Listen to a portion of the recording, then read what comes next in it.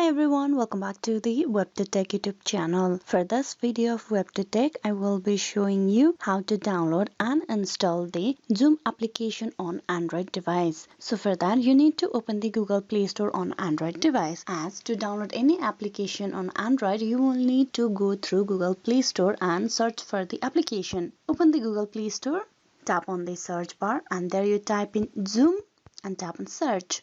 It will give you the search result for the Zoom application. Now you tap on install and wait for the application to be downloaded. Zoom is a video communication application. It is a one platform to connect with all the people around you. Zoom brings team together, reimagine workspace, engage new audience, and delight your customer. With Zoom, you can work from anywhere with a single app that combines team chat, phone, whiteboard, meetings, and you can easily communicate with anyone. As you can see, the application is downloaded. Tap on open, and with that you have successfully downloaded and installed the Zoom application on Android device. Hope this video was useful. Please like and subscribe the WebToTech YouTube channel. Thank you.